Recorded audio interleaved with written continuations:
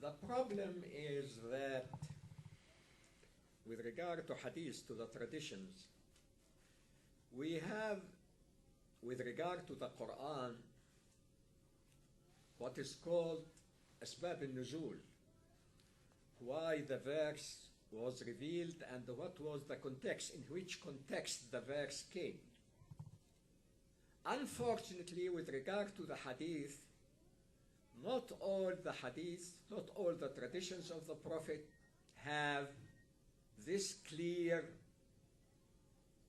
circumstances of saying the tradition, of saying the hadith. For example, this hadith, من بدل دينه فاقتلوه. Any person who changed his faith should be killed, which is used to what was mistakenly called hadd al-ridda, the punishment of apostasy. We have no punishment of apostasy in real law, in real sharia. The hadith is من بدل دينه فاقتلوه has certain circumstances. In the battles of apostasy in the time of the Prophet, those who were fighting turned out of Islam and they began to fight against Muslims or prepare for fighting against Muslims, and the Prophet went and fought them. Some Muslims told the Prophet, we have a problem. In fighting these apostates, we find people whom we know as Muslims or whom we knew as Muslims yesterday.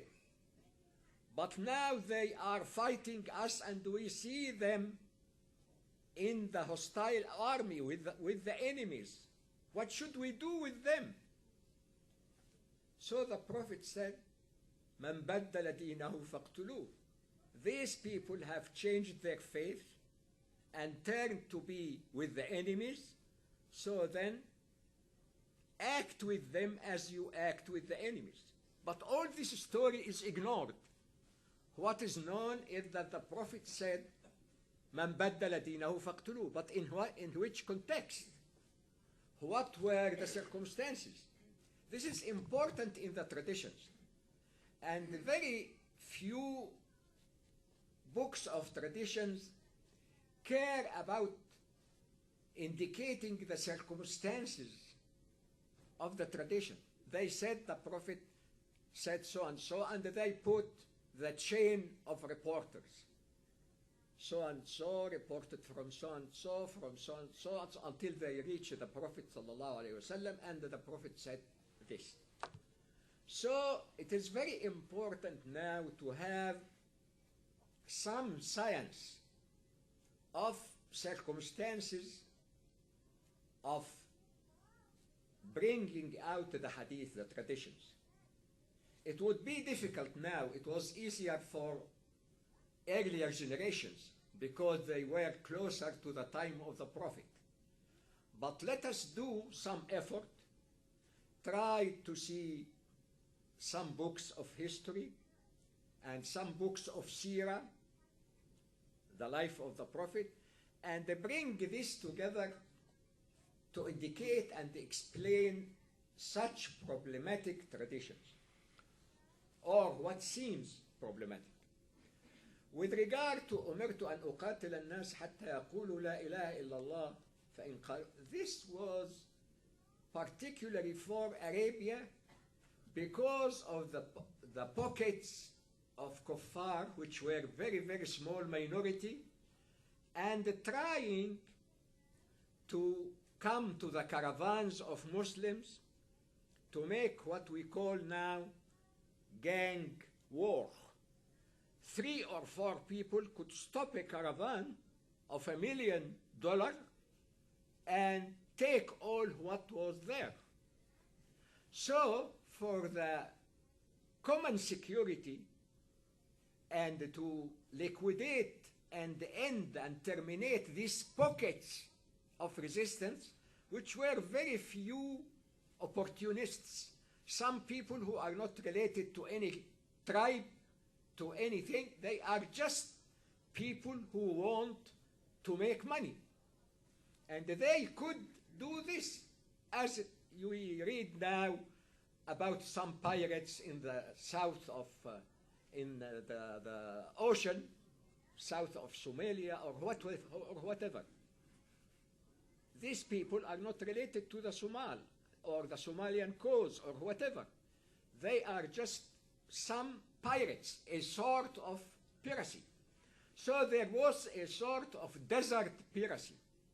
Some individuals who were not related to a tribe, so that you talk to the tribe, how come that you make peace with me and these individuals are doing so and so and they are related to your tribe? He will say, no, they are not related to me, I don't know them.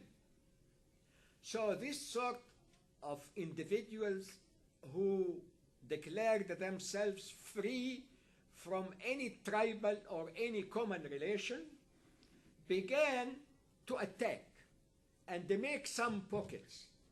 So the Prophet wants to take the majority of Arabia and make peace in Arabia according to this majority. So he said, أمرت أن أقاتل الناس حتى يقولوا لا إله إلا الله. I wanted to make sure that all people and all these pockets are liquidated and all people become Muslims. So not become Muslims for the sake of increasing the number of Muslims, but for securing Arabia.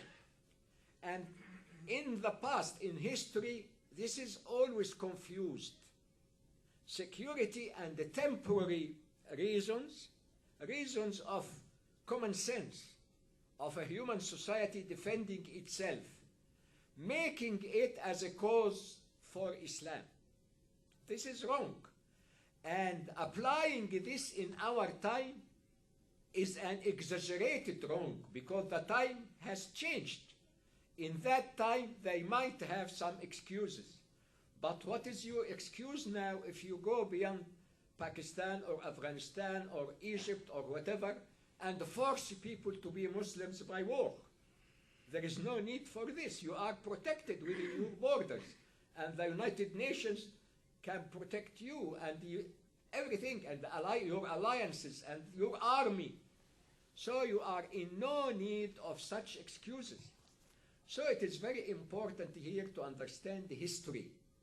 We take history level, flatten, as if every time is like another time. This is wrong. We should consider the differences in history and how the time was and how our time is and what is the difference. This is important. Using history benefits the Muslims when they wanted to say what we called the people for was applied in our history. But in the same time, we should make ourselves very, very obvious of what was against Islam in our history. We have many things against Islam, and we say very clear and honest to say, no, this is not Islamic. What happened was because of certain circumstances.